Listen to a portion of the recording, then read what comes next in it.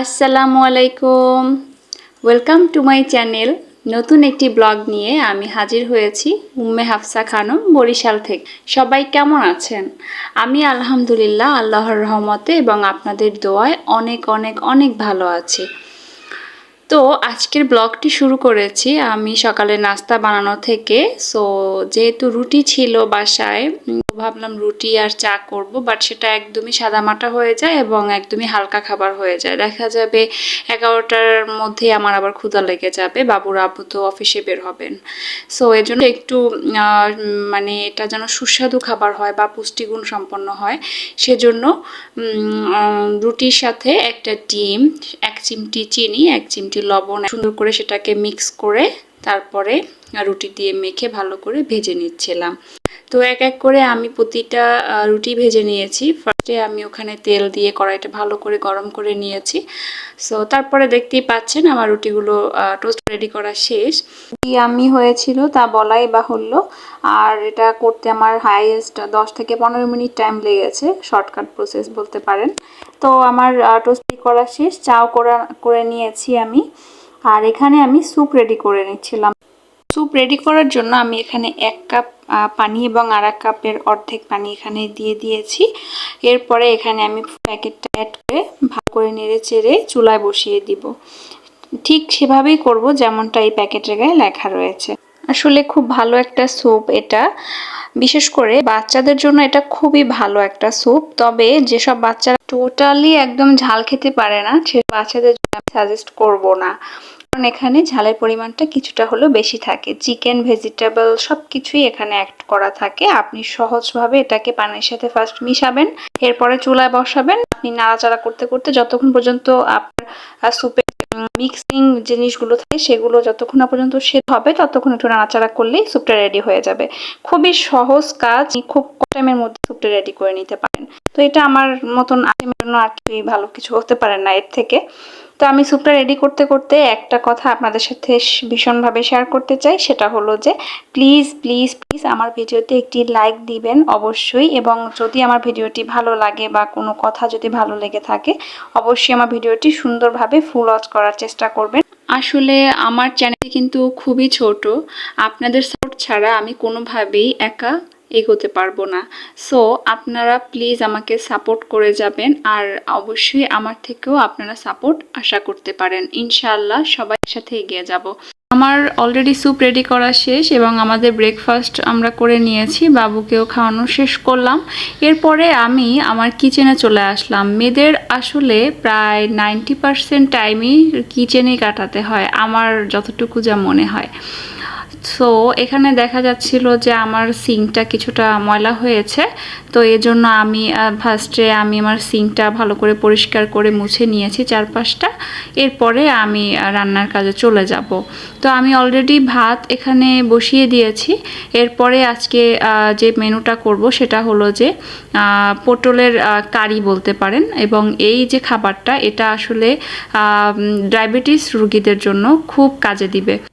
এখন প্রশ্ন হচ্ছে, আপনারা বলতেও পারেন যে আমি হঠাৎ করে ডায়াবেটিস রোগীর জন্য রান্না করছি কেন। আসলে মেনলি আমার হাজবেন্ডের জন্য খাবারটা রান্না করছিলাম। এটা তার সামথিং জাস্ট 0.1% ডায়াবেটিস ধরা পড়েছে মেডিকেল টেস্টে। তো এই কারণে আমি চেয়েছিলাম যে মাঝে মাঝে করে এভাবে খাবার রান্না করে দিলে না, বা ডায়াবেটিস ফ্রি খাবার যদি আমি মেনটেন করে তাকে খাওয়াই তাহলে দেখা যাবে যে তার এটা কন্ট্রোল হয়ে যাবে, যার কারণে এটা আমি রান্না করেছিলাম।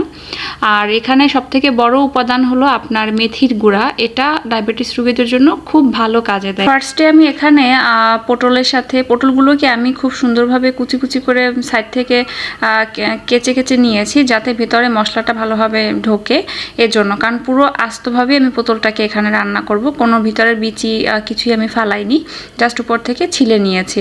তো এরপরে এটার সাথে আমি জাস্ট হলুদ, হালকা মরিচের গুঁড়া এবং একটু লবণ মেখে এটাকে ভালো করে তেলে ভেজে নিব, যাতে এটা যে কোনো জিনিসই আসলে ভাজলে আমরা জানি সেটা কিছুটা হলে নমনীয় হয় এবং ধরতে গেলে অনেকটা রান্নার মতোই হয়ে যায়। তো আমি এটাকে ভেজে নিয়েছি, তারপরে আমি এগুলোকে এখন উঠিয়ে নেব। উঠানোর পরে আমি এখানে যে তেলটা থেকে যাবে সেই তেলটা কিন্তু আমি এই তেলটাই কিন্তু রান্না করে নিব, কারণ এখানে যে আমি পটলগুলো ভেজে নিয়েছি সেজন্য এখানে অলরেডি অনেক সুন্দর একটা ফ্লেভার অ্যাড হয়ে গিয়েছে, তাই আমি এই তেলটা আর চেঞ্জ করি নাই। এই তেলের মধ্যে আমি ফার্স্টে কিছু লবণের ছিটা দিয়ে দিব, তারপরে চিংড়ি মাছটাকে ভালো করে ভেজে নিব। ভালো করে বলতে মোটামুটি এটা যেন কাঁচা না থাকে সেভাবে করে সুন্দর করে ভেজে নেব। এরপরে এখানে আমি যে বাটা মশলাগুলো করেছিলাম, বিশেষ করে পেঁয়াজ আর রসুন বাটা, সেটা এখানে দিয়ে দিব। এখানে কিন্তু আমি আদাও মিক্স করেছি, সবগুলো মশলা আমি শিলপাটায় বেটে নিয়েছি হাতেই। তারপরে এই মশলাটা আমি ততক্ষণ পর্যন্ত আসলে নাড়াচাড়া করব তেলের মধ্যে, যতক্ষণ না পর্যন্ত এর থেকে কাঁচা যে ঝাঁজ মশলাটা সেটা যেন চলে যায়। যখন ঝাঁজ মশলাটা চলে যাবে এরপরে এখানে আমি ফার্স্টেই মেথি গুঁড়াটা অ্যাড করে নিব। তারপরে এখানে আমি চাট মশলা যেটাকে বলে, মানে জিরার গুঁড়া, ধনে গুঁড়া এবং অন্যান্য যে মশলাগুলো থাকে সেগুলো এখানে দিয়ে দিব। একসাথেই সেটা মিক্সড করা ছিল, তো এখানে অ্যাড করে দেওয়ার পরে তারপরে আমি এখানে আর অল্প কিছু লবণ দিয়ে দিব, কারণ প্রথমে আমি যে লবণগুলো দিয়েছিলাম সেই লবণটা আসলে যাতে তেলটা না ছিটে এজন্য, তো এখানে পর্যাপ্ত ছিল না, যার কারণে আমি আবার পরবর্তীতে লবণ অ্যাড করেছি। এরপরে হলুদের গুঁড়া দিলাম, আর হলুদের গুঁড়ো দিয়ে বেশিক্ষণ আসলে নাড়াচাড়া করতে হয় না, তবে আমি সবসময় জন্য হলুদের গুঁড়া আগে দেই কালারটা বোঝার জন্য, কারণ মরিচ তো পর্যাপ্ত পরিমাণে দেই আমরা, ঝাল কীরকম কী খাই সেজন্য, কিন্তু হলুদের গুঁড়াটা কিন্তু আসলে কালার, তরকারি কালারটা ঠিক রাখে, তো এই জন্য দেয়া। তাই হলুদের গুঁড়া সব সময়ের জন্য চেষ্টা করবেন আগে দেওয়ার।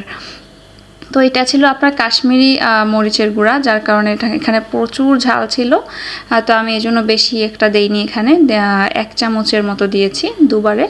তারপরে যখন এটা ভালো করে দেখবেন যে একদম নিচে লেগে আসে, ওই মুহূর্তে আপনি এখানে পানি অ্যাড করে দিবেন। তো আমি পানিও অ্যাড করেছি এবং বেশ কিছুক্ষণ নাড়াচাড়া করে কষিয়ে নিয়েছি, এবং ভালো করে কষানো শেষে এখানে আমি টমেটো কুচিও দিয়েছি, সেগুলো নাড়াচাড়া করে তার মধ্যে আমি পটলগুলো, ভেজে রাখা যে পটল ছিল সেগুলো এখানে দিয়ে দিলাম।